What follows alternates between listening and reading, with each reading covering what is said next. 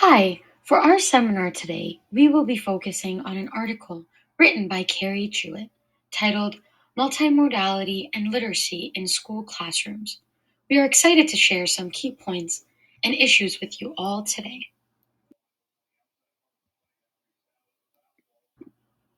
As you can see on this slide, this was our team for the project.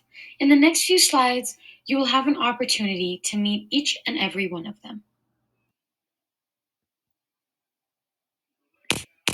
Hi everyone, my name is Taylor, and my guilty pleasure would have to be driving around in my car with the music all the way up, jamming out as loud as I can. The type of learner that I am would have to be a mixed auditory and visual. So I usually do best when I have a visual representation and I can hear what I'm being asked to do as I'm looking at that visual representation. So this mode that you are getting with my introduction is through the use of a green screen and video.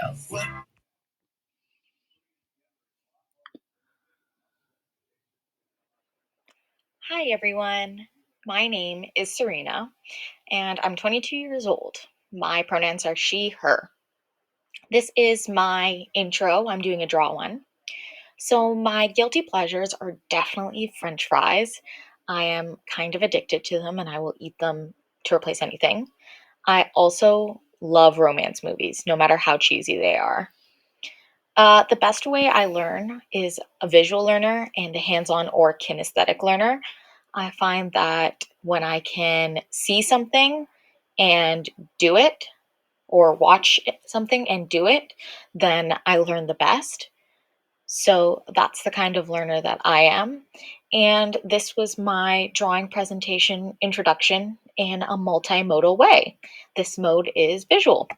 Thanks for watching.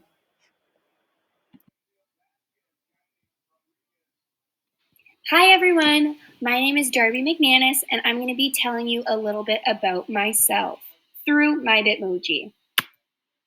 So, my guilty pleasure definitely has to be candy. No matter what, I am always having sweets near me, whether it's ice cream, donuts. My favorite is cotton candy, but I also do love sour candies as well. My type of learning style is kinesthetic. I enjoy hands-on activities where I'm able to move around and use tangible items. Hi everyone, my name is Hannah, and a little bit about myself is my guilty pleasure is binging Netflix shows that I love. So no matter what I'm supposed to be doing, I want to watch that whole show as fast as I can. And my learning style is visual because once you show me something, I'm usually pretty good at picking it up and mimicking it or understanding what to do.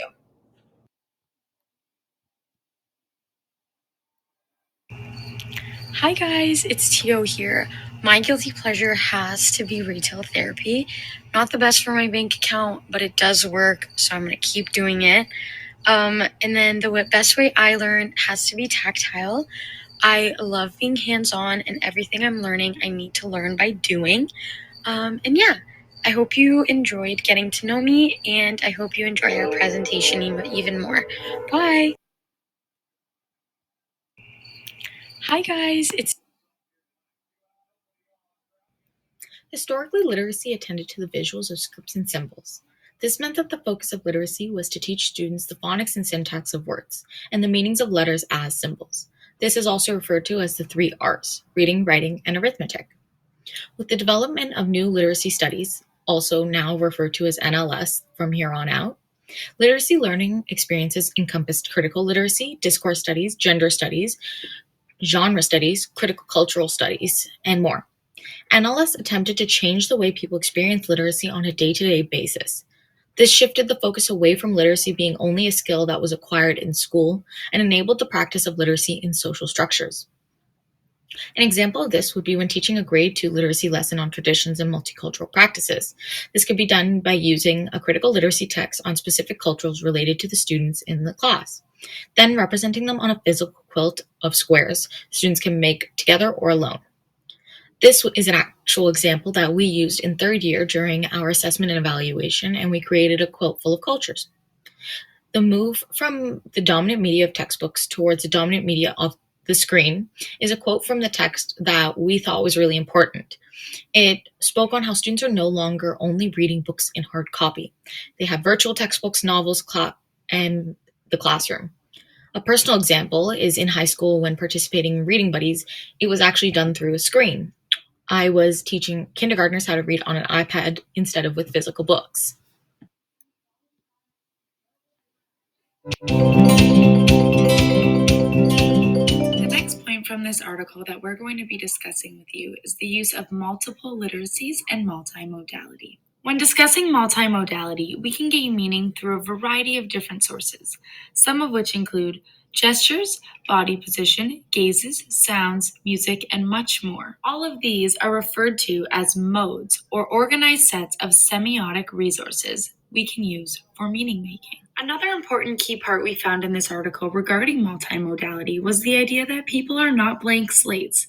They have prior modal resource experience, and as teachers, it is up to us to draw on their prior modal experiences and offer new experiences in order to reflect and build meaning. A key topic that we kept seeing over and over again in this article was the term modal affordance. The word modal affordance may sound a bit daunting, but really, the definition is quite simple. Modal affordance refers to the different possibilities that different modes can create different meaning for our students.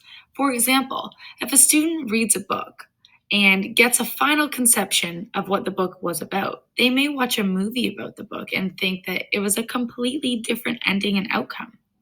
This is how modal affordance works, offering different modes to present different ways of thinking and making meaning. The next theme I'm going to be discussing is multiple literacies. Multiple literacies are classroom experiences when we use multiple forms of representation to express one theme or one idea. We as teachers have control over these multiple literacy experiences. It's how we present and plan our information that facilitates these multiple modal experiences. An example of multiple literacy experiences that I've seen on my placement would be when my SK class was studying fairy tales. The teacher would integrate a new way to study these fairy tales every single day. One day we would read a story about the Three Little Pigs. The next day we would reenact a play of the Three Little Pigs. The next day they had hands-on manipulatives that they can use to understand the story, whether it be stick puppets or anything. There was constantly new ways of learning to facilitate meaning based on this fairy tale for the students. Now that we've grappled a bit with the term multiple literacies, what about multiliteracies? This term was coined by the New London Group in 1996, and it called for a shift in literacy pedagogy to address the social conditions of global capitalism and how literacy played an effect on workplace opportunity. When thinking about multiple literacy experiences in the school, we noticed 5 key factors that draw on multimodal literacies, and these included pedagogy, design, a new literacy world for students, shaping knowledge, and shaping understanding. And interestingly enough, we found that if you take one of these 5 factors out of the equation, they cannot function without that one. For example, if we were to take design out of these 5 factors, then we would have a pedagogic approach to multiple literacies, but we wouldn't have a plan to implement it. And without the plan, we can't introduce a new literacy world for students, and so on and so forth. So without one of these factors, the whole thing crumbles. I hope you've enjoyed our points on key point number 2. I'm going to pass it over to Serena to continue for key point number 3.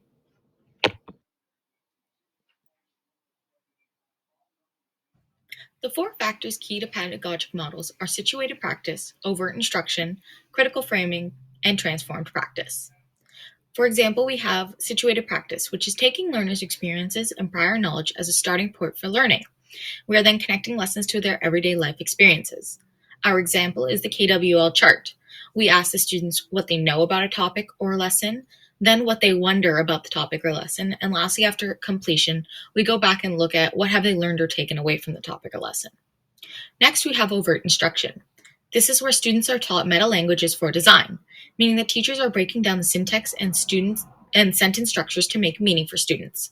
Our example was the anchor chart, where the teacher broke down the sentence, the syntax, the meta languages, and all the parts of the sentence structure so students were able to understand. Third, we have critical framing. Critical framing is the key to this model. In the text, it outlines very heavily that this is connecting meanings to their social context and purposes to interpret, and integrate the social cultural context of designs. Our example was the text-to-text, text-to-self, and text-to-world sheet. It's also a visual example of how students can understand what text-to-text, text-to-world, and text-to-self is.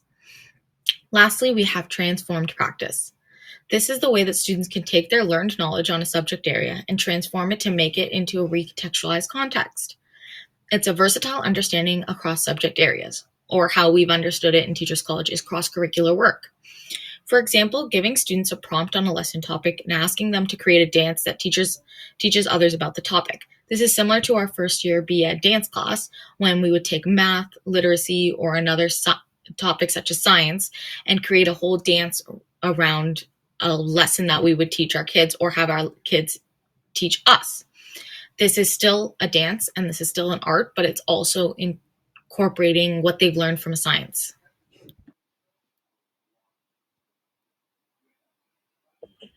A point in the article that I am in agreement with is the section discussing that any given mode is contingent on fluid and dynamic resources of meaning rather than static skill, replication, and use. These modes are constantly transformed by their users in response to the communicative needs of communities, institutions, and societies. New modes are created and existing modes are transformed.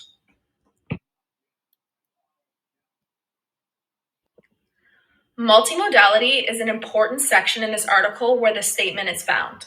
It explains essentially that using multiple types of literacies to understand one concept can help students have a deeper understanding of what is being taught. Different modes, such as images, actions, spoken words, and more, are used in multimodality to provide students with a wide array of learning and comprehension opportunities. In order to understand something, students must already understand the modes of delivery that are used in teaching the lesson first. When using this approach, different modes are utilized to present the same concept and contribute to the meaning of what is being taught. Each mode has a designated meaning within the context of what the student is learning. This is something that I agree with because I believe that in order for students to thoroughly understand concepts, it cannot be taught unilaterally. There needs to be more than one mode in which a lesson is presented to pertain to each type of learner in the classroom.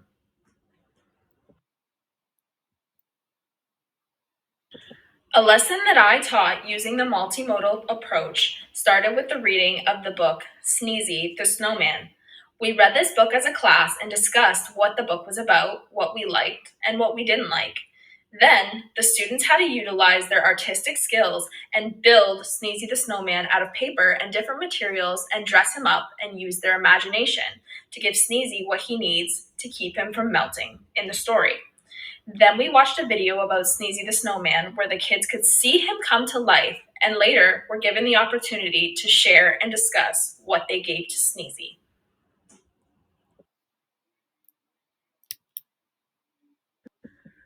I also used multimodality during a science lesson to make crystallized snowflake ornaments. In order to engage students in optimal learning, I first posted pictures of the step-by-step process on the board with written explanation next to the pictures.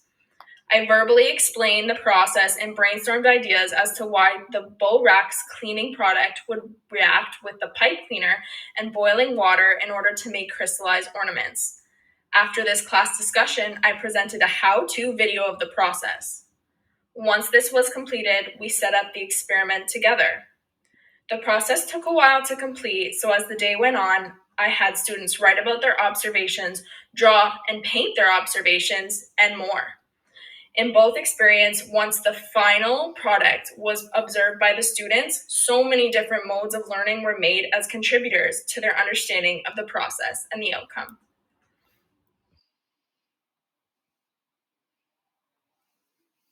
Hello everyone, today I'm here with Tio Matrevska and we're going to be talking about some issues that arise in the article. So, one of the issues discussed in the article is how the time for habitual conjunction of language and print literacy and learning is over. What does this mean exactly? What this means is that no one mode stands alone in the process of making meaning. Rather, each mode plays a discrete role in the whole process. We want to shift our attention away from simply focusing on print and hard copy books and take advantage of the multimodalities around us. These modalities go far beyond linguistic. It also involves visual, oral, and spatial. It's no longer possible to think about literacy solely as a linguistic accomplishment, but now we must involve the other modes. Tio, do you think schools are taking advantage of multimodalities and using it in their own classroom? I believe that schools are trying their best to accommodate their students with the resources that they have provided to them. It is evident that some schools are unable to afford these resources. However, I believe that if they're fortunate enough to have these in their classroom, they should be incorporating it into the curriculum as much as possible. From my understanding, you have the opportunity to be placed in several classroom placements. Has something stood out to you in reference to multimodalities in the classroom? Yes, actually, during one of my placements, my associate teacher used Twitter as a resource to connect with her students and parents as well outside of the classroom. She posted daily reminders, assignments, and photos of activities onto the account where the students and parents were easily able to access it. This gave the classroom an opportunity to stay organized and connected to their classmates and teachers. With this being said, another issue arises within the education system. It is no question that school literacy is criticized due to its focus on restrictive print and language based notions. Restrictive print does not support a universal design for learning or accommodate multimodalities. As educators, we should use communicating concepts in the most effective ways where each student is able to get the opportunity they need that suits their needs. Do you think it's possible to steer away from the traditional based approaches of literacy? Steering away from these traditional based approaches allows us to connect to our students and allows them to be active participants in their own learning. It allows them to gain meaningful knowledge from a variety of multimodalities and extends their knowledge far beyond traditional print. If we are focusing solely on traditional print, we are not acknowledging the students that might be visually impaired. However, on the other hand, if we are only focusing on auditory representations, we are simply not meeting the needs of our students who might be hard of hearing. This is why multimodalities are so important, and even more important is the balance between them. I think you are making very important notes. I agree that using multimodalities allows students the opportunity to gain meaning not only from print, but from images, gestures, sound, music, speech, and much more. It is taking literacy simply beyond reading and writing and applying it to our students' needs. I also wanted to add that individuals draw on their available modal resources to make meaning in specific contexts. If students are simply focusing on one mode, they are not able to make new meanings. New modes give them the ability to create, and existing modes give them the opportunity to transform. This is kind of similar to the aspect of accommodation and assimilation. These are all great points that I think we've covered. But I also have a question for you. I mentioned earlier an interesting way that one of my associate teachers implemented this information into her classroom. How do you think you will implement the things we have learned today into your own classroom? Well, I think we're getting ahead of ourselves. Let's let our classmates interpret some of our following questions and post in the discussion board way they would bring multimodalities into their own classroom.